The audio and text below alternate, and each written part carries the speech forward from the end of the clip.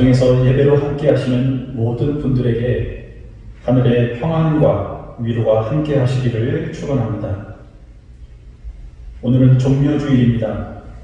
이 시간 예수의 고난과 죽으심의 의미를 생각하며 이 예배를 하나님께 드립니다. 함께 기도하겠습니다. 시온에 따라 크게 기뻐할지어다. 예루살렘에 따라 즐거이 부를지어다. 보라, 내 왕이 내게 임하시나니 그는 공의로우시며 구원을 베푸시며 겸손하여서 나귀를 타시나니 나귀의 작은 것 곧 나귀 새끼니라. 겸손과 섬김의 왕으로 오신 주님을 찬양합니다. 이 시간 뜻과 정성을 주님께 드립니다. 하나님과 이웃을 사랑하라 가르쳐 주신 주님 마음 헤아리게 하시고 주의 뜻 이어가는 자녀 되게 하옵소서. 예수 그리스도의 이름으로 기원합니다. 아멘.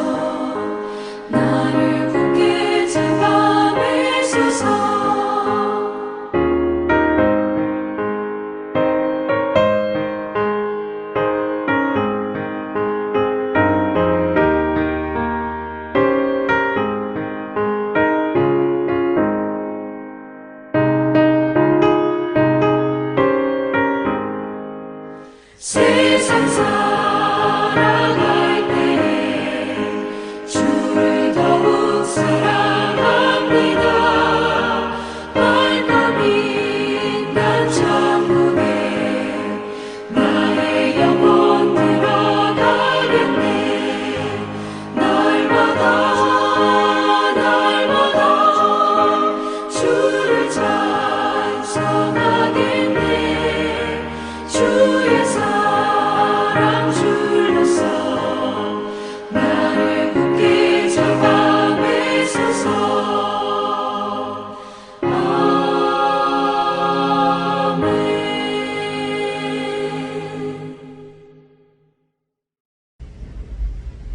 전능하사 천지를 만드신 하나님 아버지를 내가 믿사오며 그 외아들 우리 주 예수 그리스도를 믿사오니 이는 성령으로 잉태하사 동정녀 마리아에게 나시고 본디오 빌라도에게 고난을 받으사 십자가에 못 박혀 죽으시고 장사한 지 사흘 만에 죽은 자 가운데서 다시 살아나시며 하늘에 오르사 전능하신 하나님 우편에 앉아 계시다가 저리로서 산 자와 죽은 자를 심판하러 오시리라. 성령을 믿사오며 거룩한 공회와 성도가 서로 교통하는 것과 죄를 사하여 주시는 것과 몸이 다시 사는 것과 영원히 사는 것을 믿사옵나이다. 아멘.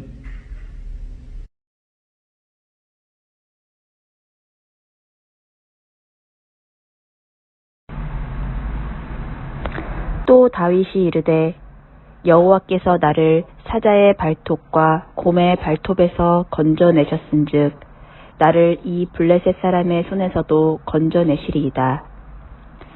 살아계신 하나님 아버지, 하나님의 애정어린 보살핌에 감사드립니다.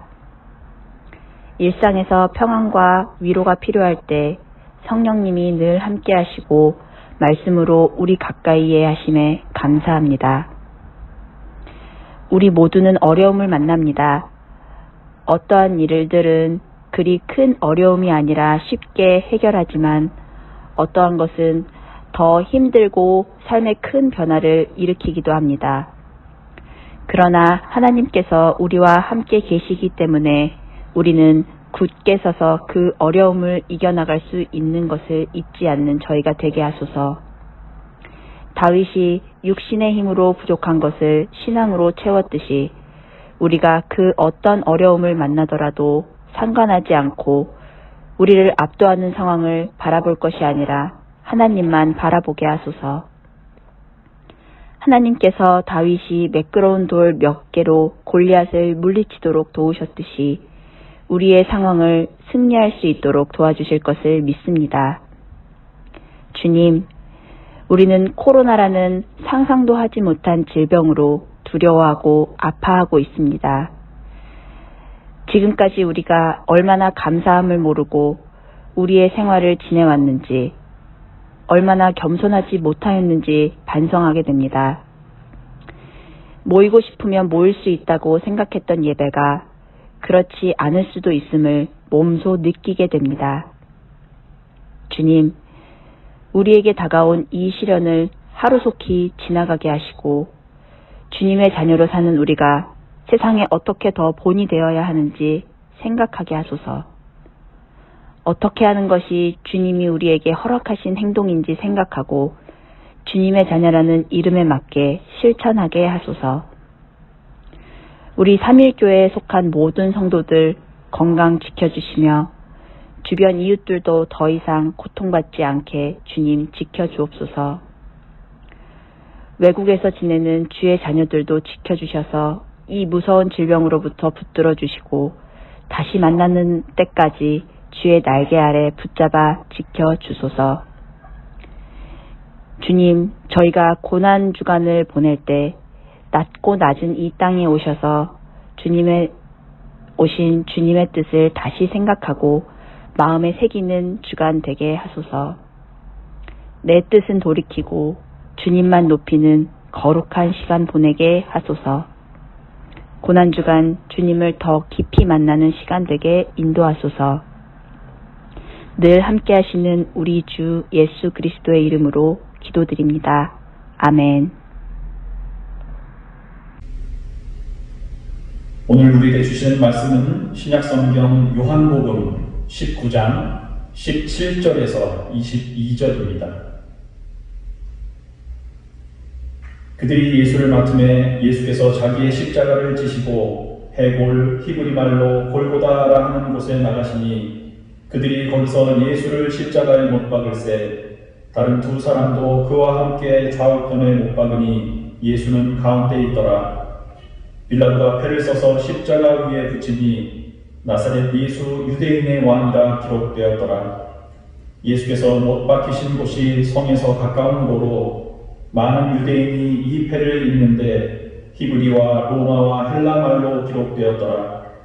유대인의 대제사장들이 빌라도에게 이르되 유대인의 왕이라 쓰지 말고 자칭 유대인의 왕이라 쓰라 하니 빌라도가 대답하되 내가 쓸 것을 썼다 하니라. 아멘.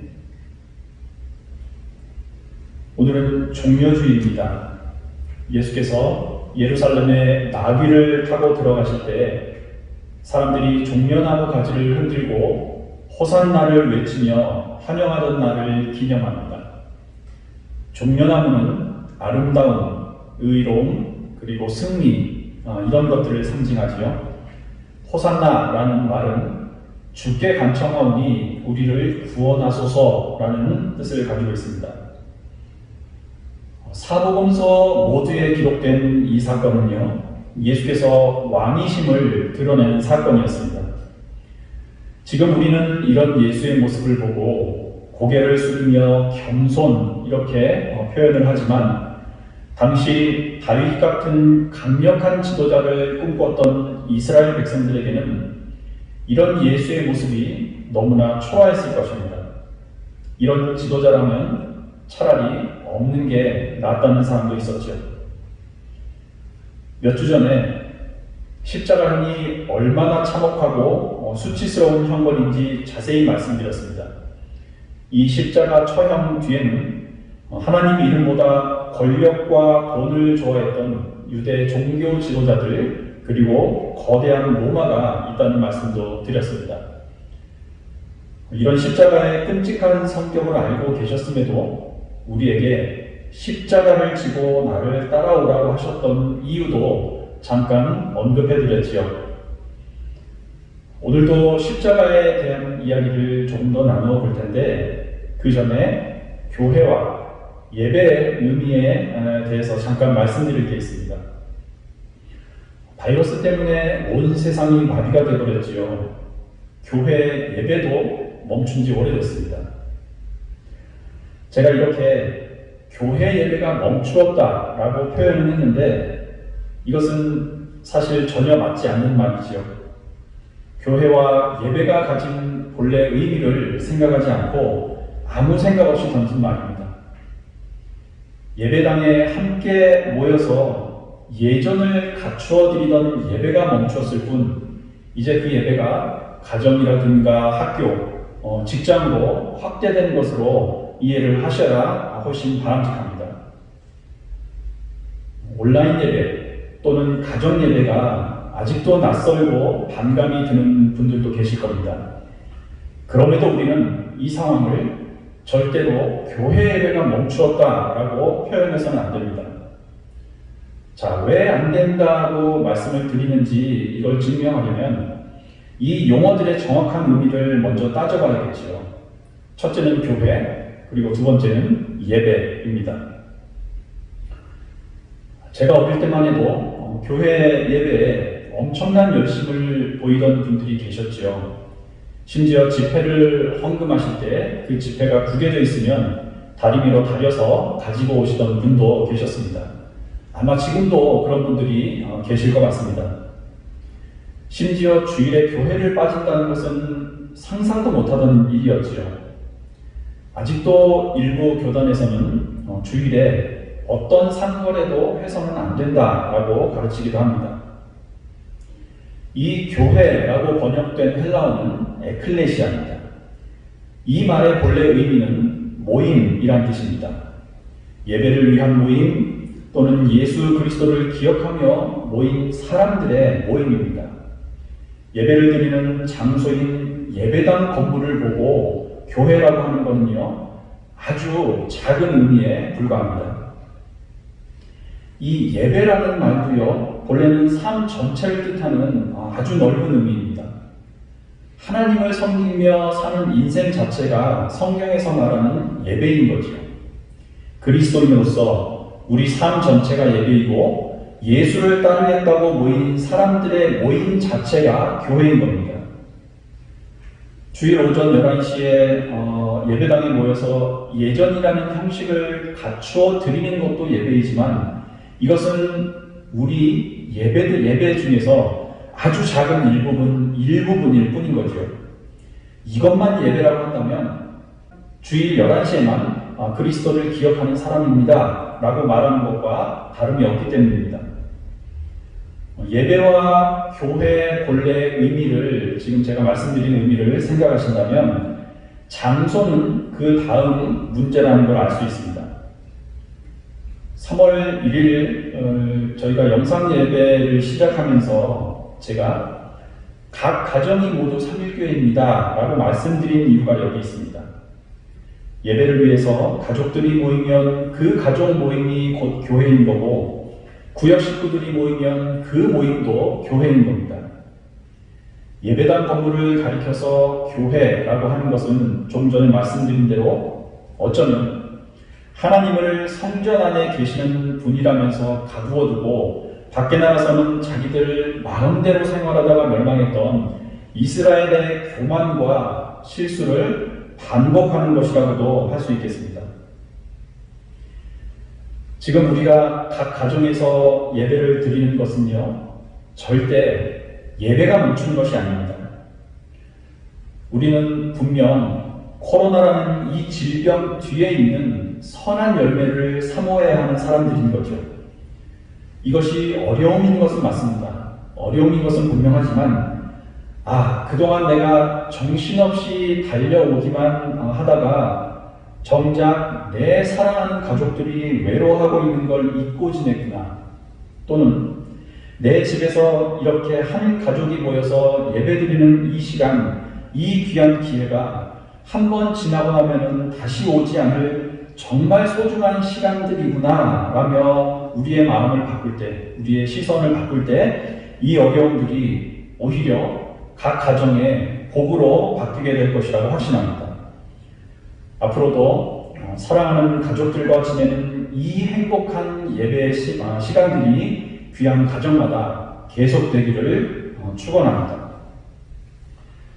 그동안 교회의 본질이 뭔지, 정말 삶에서 중요한 것이 무엇인지, 우리가 왜 헌금을 해야 하고 선교를 해야 하는지도 깊이 고민해 보시고, 다시 이곳에 모일 때는 우리 삼일교회가 어떤 방향으로 성장해야 할 것인지를 진지하게 함께 나누시면서 그리스도의 장성한 분량에까지 이르시는 참 좋은 공동체가 되기를 바랍니다.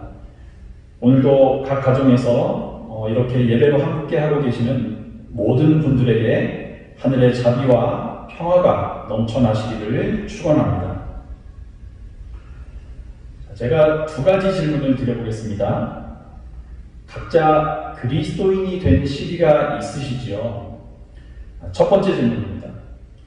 그리스도인이 되신 이후에 행복하기만 하시거나 그 뒤로 모든 일이 다 잘 풀리셨습니까? 두 번째 질문입니다. 특별히 그런 게 아니라면 왜 그리스도인이 되기로 결단하셨습니까? 예수 그리스도를 따라가기 위해서는 예수께서 미워하셨던 것들을 모두 거부해야 하는 게 그리스도입니다. 이렇게 하나님 말씀을 지키고 사는 것이 이 땅에서 얼마나 힘든 일인지 잘 아실 겁니다. 그리고 이것은 성경의 가르침이기도 하지요. 예를 몇 가지 들어드리겠습니다. 하나님께 믿음과 정성을 다해 제사를 드리던 아벨은요, 끔찍한 방법으로 죽임을 당하고 들판에 버려졌습니다. 요셉은 노예로 팔려갔고 다니엘은 기도한다고 해서 사자굴에 던져졌지요. 스데반은 동족들에게 돌에 맞아 죽었고요. 기독교를 세우는데 가장 큰 공헌을 했던 바울도 참수형을 당했다고 전해집니다. 요셉과 다니엘 정도만 총독자리에 올랐을 뿐 다른 사람들, 특히 예수를 따르겠다던 성경 속 인물들은요, 대부분 다 비참한 죽음을 당했습니다. 만약에 이 사람들이 그 당시에 십자가를 살짝만 내려놓았어도 이런 손해나 고통이나 죽음을 피할 수 있었을 겁니다. 아마 이렇게 생각하실지도 모르겠습니다. 이건 교회가 박해받았던 시대니까 그렇지 옛날 무지했던 시대일 뿐이잖아. 지금은 그런 시대가 아니지 않습니까? 그러나 현실은 그렇지 않지요. 여전히 예수를 거부하거나 가혹하게 핍박했고 따돌림했던 그런 어려움에 노출되어 있는 것들이 우리 그리스도인들입니다. 예수께서는요, 사람들에게 나를 따라와라 라고 말씀하실 때 결코 이 길이 쉬운 길이라고 말씀하지 않으셨습니다. 성경을 볼수록 저는 주님께서 신앙의 길이 얼마나 힘든 길인지를 알려주기 위해서 십자가를 그리고 그 길을 걸으셨다는 느낌을 받기도 합니다. 마크 트웨인의 이야기를 한번 들어보십시오. 실제로 어떤 교회들은 믿음의 길을 너무 쉬운 것으로 제시하기 때문에 오히려 성장하지 못한다.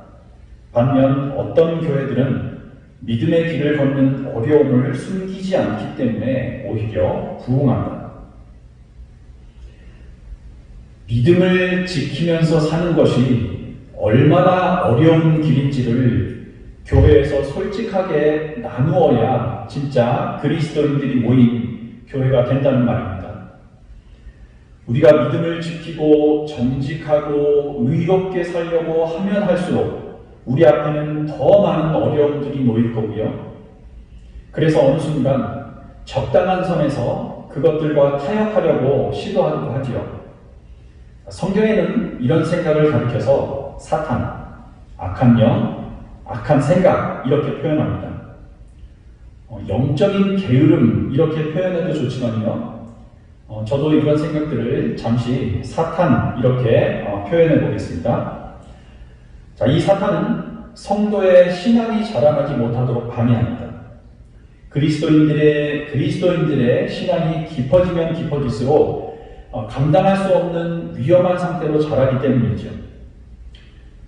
그래서 가장 좋은 방법이 그렇게 되기 전에 신앙의 싹을 자르는 겁니다. 아기 모세나 아기 예수께 가해졌던 일을 생각하시면 조금 이해가 빠르실 것 같습니다. 애초에 구원의 씨를 날려버리자는 거죠. 시대를 불문하고요. 사탄이 늘 우리에게 요구하는 것은 한결같습니다. 신앙을 왜 가져야 돼? 네 인생의 주인은 너야. 이런 최첨단의 시대에 왜 굳이 고대 사람들 사고를 따라가야 되는 거지? 그러기엔 이 세상은 너무 넓어. 그리고 볼거리도 많아. 귀담아 들을 필요 없어. 이렇게 싹을 자르려는 시도가 통하지 않으면 다시 방향을 살짝 바꾸지요. 그래, 이 정도면 됐어. 이렇게 살지 않는 사람들이 수두룩한데 뭐하러 더 힘들게 살아야 돼? 이 정도 믿었으면 죽어서 하늘나라 갈 정도는 되잖아. 보험은 확실히 드러났으니 이제 여기서 멈추면 돼. 광야에서도요, 기도하시던 예수께 찾아가 굳이 그렇게 살 필요가 있냐면서 타협을 시도한 일이 있었죠. 이때 내세웠던 협상안도 한번 되새겨 보십시오. 시험의 종류는 세 가지였지만 핵심은 하나였습니다. 그래, 이 정도면 됐어. 그래, 네가 하나님 아들이라는 건 알겠어. 인정해. 인정하니까 더 이상 힘들게 살 필요 없어. 너 한 사람 그렇게 산다고 해서 사람들 마음이 바뀌겠어? 그냥 좋은 대로 살아. 이런 우리 삶을 보고요, 성경은 싸움터라고 표현합니다. 빌립보 성도들에게 보낸 바울의 말을 한번 들어보십시오. 빌립보서 1장 29절에서 30절입니다. 공동번역본입니다. 여러분은 그리스도를 믿을 특권뿐만 아니라 그분을 위해서 고난까지 당하는 특권, 곧 그리스도를 섬기는 특권을 받았습니다. 여러분은 내가 전에 그리스도를 위해서 싸우는 것을 보았고 또 지금도 계속해서 싸우고 있다는 것을 듣고 있을 터이지만 지금 여러분도 같은 싸움을 하고 있습니다. 싸움이라는 것은요, 늘 승패가 갈리게 되어 있습니다. 그러나 이 싸움에서 가장 이기기 힘들 때가 있지요. 그건 바로 적군과 아군을 구별할 수 없을 때입니다. 여러 매체들에서 사이토카인 폭풍을 들어보신 적이 있으실 것 같습니다. 면역이 너무 강해서 바이러스뿐만 아니라 자기 자신까지 공격하게 되는 현상을 말하죠. 이것이 왜 사람을 죽게 만듭니까? 적군과 아군 구별 없이 무작정 싸움만 하겠다고 달려들기 때문에 그렇습니다. 그리스도인들은 어떤 것이 성령이 주신 생각이고 어떤 것이 악한 영이 주는 생각인지를 분명하게 구별을 하고 싸움에 임해야 하는 사람인 거죠. 자, 그럼 이걸 어떻게 우리가 구별할 수 있을까요? 성경에서 가르쳐주는 가장 쉬운 방법이 하나 있습니다. 그것은 본질적으로 우리 자신이 하나님을 알아가는데 게으르다는 것을 인정하는 것입니다. 우리의 이런 점을 솔직하게 인정하지 않으면 예수 곁을 떠나버린 제자들처럼 그 길이 옳고 그르냐는 상관없이 가장 쉬운 길을 택하는 쪽으로 늘 기울어질 수밖에 없는 게 우리 인간이라는 거죠. 성경에서 말하는 원죄도 하나님의 뜻을 구하거나 그를 알아가는데 게으른 인간의 본성을 담고 있지 않습니까? 저는 지금까지 한국 교회가 그리스도를 믿기만 하면 구원을 받는다는 말을 너무 많이 남발해왔기 때문에 지금도 전염병으로 불안해하는 이웃들이 옆에 있는데도 예배당에서만 예배를 드려야 한다고 주장하는 일이 계속 생긴다고 봅니다.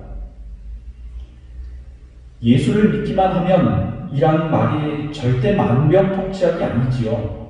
어찌 보면 고열로 생명이 위험한 사람의 열을 떨어뜨려주는 해열제 같은 역할을 할 뿐입니다. 열이 떨어진 후에는 그 질병에 맞는 처방까지 이어져야 건강을 되찾을 수가 있지요. 항생제든 항바이러스제든 의사의 처방대로 약을 먹고 휴식을 취하고 좋지 않았던 생활 습관까지 계속 바꾸어가야 그리고 늙어가는 몸을 계속 관리를 해야 남은 생을 풍요롭고 건강하게 살 수가 있는 거죠. 우리 인류가 평소 무분별하게 생활하던 삶의 방식을 바꾸는 수고, 고통, 손해를 감수하지 않으면 이 코로나뿐만 아니라 앞으로 어떤 바이러스나 박테리아의 싸움에서도 절대 이길 수가 없을 겁니다. 그것은요, 계속해서 우리도 예배당 문을 닫았다가 여는 일을 반복해야 된다는 것을 뜻하기도 하죠.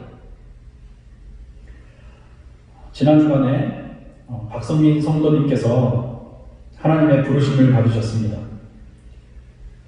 돌아가시기 며칠 전에 코로나 때문에 어떻게 지내시냐고 제가 안부 전화를 드릴 때만 해도 오히려 이 바이러스도 지나갈 거라면서 제 건강과 교회를 염려해 주시던 분이었습니다.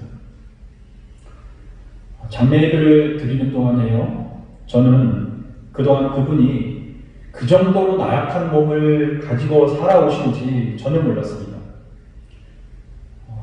같이 일하시던 장애인 단체에서 몇 분들이 장례식장까지 찾아오셨습니다. 그래서 우리 회장님이 본인도 힘들면서 더 힘든 분들을 위해 남은 힘까지 다 써버렸기 때문에 이렇게 되신 것 같아서 너무나 미안하다는 말씀을 하시더라고요. 정말 하나님의 귀한 자녀로 사시다가 본향으로 돌아가신 분이라는 생각을 해보았습니다.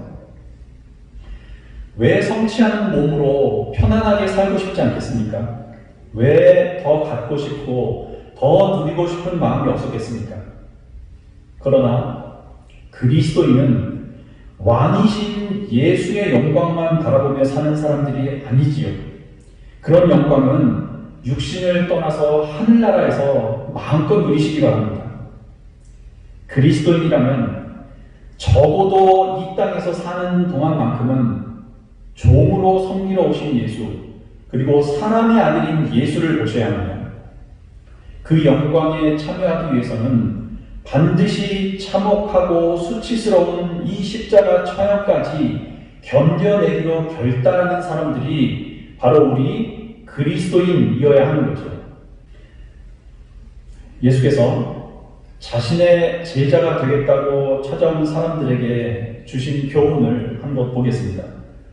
누가복음 14장 26절에서 27절 공동번역본입니다. 누구든지 나에게 올 때 자기 부모나 처자나 형제 자매나 심지어 자기 자신마저 미워하지 않으면 내 제자가 될 수 없다.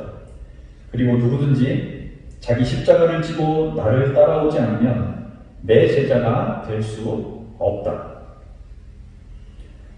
이 말에 절대 오해가 없으시기 바랍니다. 이 말을 가족까지 버려야 구원을 받는다고 해석을 하니 신천지 같은 사이비가 나오는 거죠. 이것은 내가 가장 사랑하고 아끼던 것을 잃었을 때보다 더 큰 어려움도 우리 앞에 있을 것이지만 그래도 이 바른 길, 의로운 길, 십자가의 길 가기를 포기하지 말라는 의미입니다. 너무나 많은 그리스도인들이요, 어려움과 고통을 당할 때마다 그것을 십자가라고 부르면서 한숨을 쉬고 그 생활에 순응하는 기도를 하면서 지냅니다. 그러나 대부분의 경우 이런 어려움들은요, 누구에게나 찾아오는 어려움들입니다. 예수를 믿든 믿지 않든 상관없이 찾아오는 어려움은요, 십자가라고 볼 수가 없습니다. 적어도 십자가라고 하는 것은 내가 이렇게 하면 이런 손해를 볼 수도 있겠구나, 충분히 그 선택의 결과가 예상되면서도 그래, 하나님이 정직한 분이시니 나도 이 정직한 마음을 지키기 위해서 이 이익을 포기해야겠다, 이런 마음을 품으면서 그것을 내려놓을 때 지어지는 게 십자가입니다. 고통스럽지요.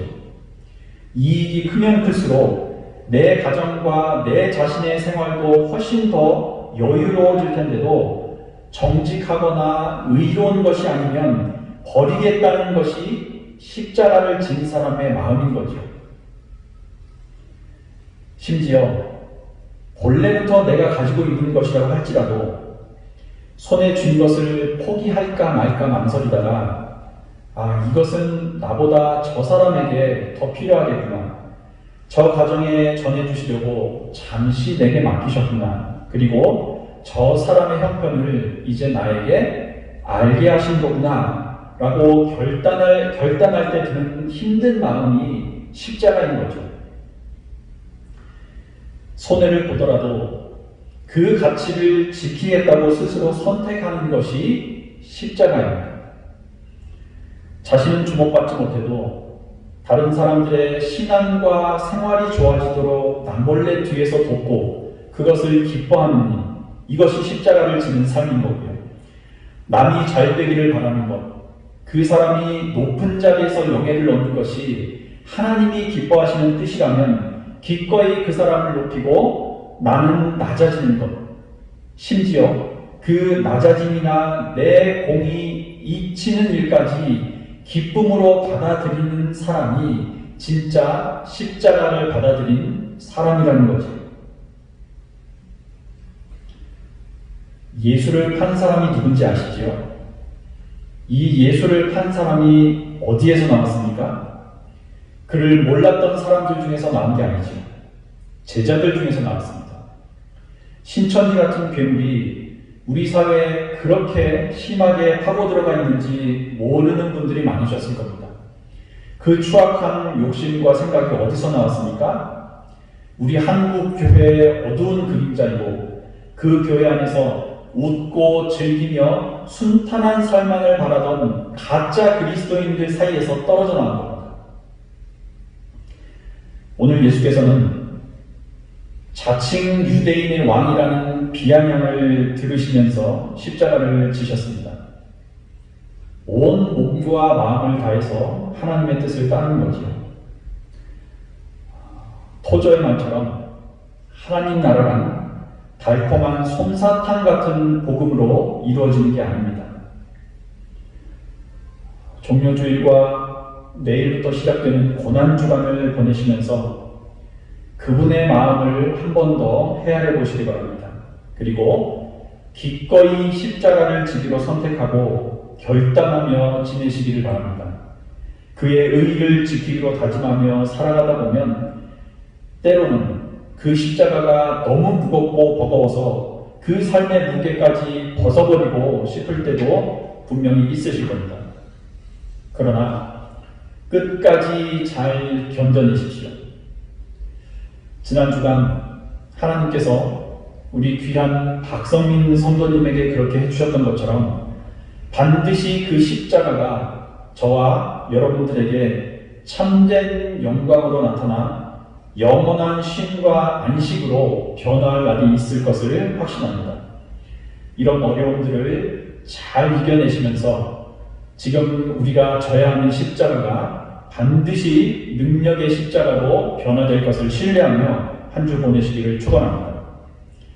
마태복음의 교훈을 한 곳 함께 읽고 마치겠습니다. 마태복음 11장 28절에서 30절입니다. 수고하고 무거운 짐진 자들아 다 내게로 오라. 내가 너희를 쉬게 하리라. 나는 마음이 온유하고 겸손하니 나의 멍에를 메고 내게 배우라. 그리하면 너희 마음이 쉼을 얻으리니 이는 내 멍에는 쉽고 내 짐은 가벼움이라 하십니다. 아멘. 함께 공동기도 드리겠습니다. 광야 같은 세상을 살아갑니다. 때로는 기쁨에 함께 웃고 때로는 슬픔에 울며 고통에 아파할 때도 있을 것입니다. 그럼에도 주의 나라와 의를 이루기 위해서라면 스스로 고난을 당하기로 결단하는 주의 거룩한 자녀가 되게 하옵소서. 주를 위해 우리의 십자가를 질 때마다 주의 영광에 참여하는 날도 가까워짐을 고백합니다. 달콤한 속삭임과 게으름에 우리의 인생을 맡기지 않도록 붙들어 주셔서 이 인생 여정이 끝나는 날 주님 예비하신 영원한 안식에 들어가게 하옵소서. 아직 주의 이름을 모르는 자녀들에게도 같은 은혜와 복으로 함께 하옵소서. 하늘뜻 위에 고난을 받으신 예수 그리스도의 이름으로 기도합니다. 아멘. 잠시 교회 소식 전해드립니다. 지난 주간 고 박성민 성도님의 장례 예배가 있었습니다. 유가족분들께서 교회에 감사의 뜻을 전해주셨습니다. 아직 슬픔에 빠져있을 유가족들을 위해서 기도해 주시기 바랍니다. 다음 주 부활절 예배에 대해서는 조금 더 논의를 한 뒤에 공지해 드리겠습니다. 당회에서도 좀 더 좋은 판단을 할 수 있도록 단톡방이나 전화를 통해서 의견을 주시고 지혜를 모아주시면 훨씬 바람직한 방향으로 결정이 될 것 같습니다. 수고스러우시겠지만 교회와 이웃을 위해서 가장 좋은 방안에 대해서 각자의 생각과 지혜를 모아주시기 바랍니다. 다른 소식들은 보내드린 주어를 참고해 주시면 감사하겠습니다.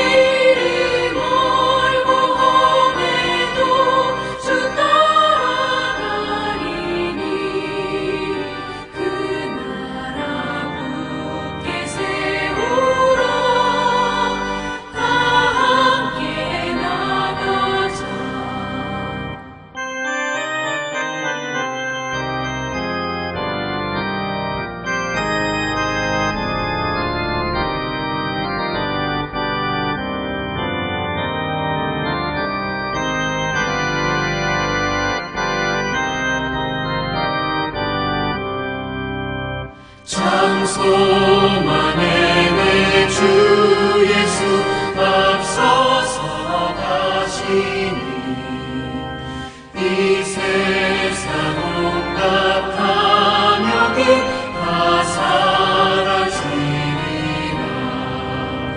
온 인간 세상 어디나 주 뜻을 이루니 사랑과 참 평화에 종소리 울린다. 참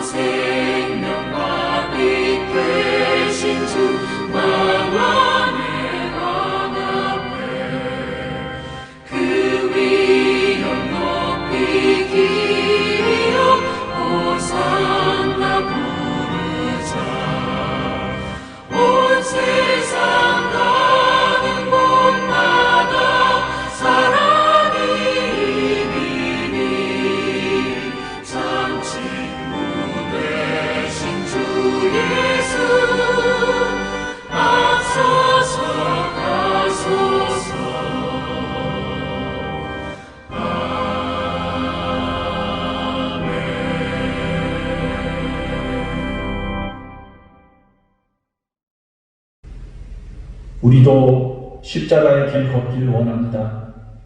사랑하는 가족들도 함께 손 붙들고 주님의 의를 이루는 일에 동참하게 하옵소서. 귀한 주의 자녀들 가정마다 우리 주 예수 그리스도의 은혜와 하나님 아버지의 자비하심과 성령님의 보호하시고 이끌어주시는 능력이 이제와 영원토록 함께 하시기를 간절히 축원하옵나이다. 아멘.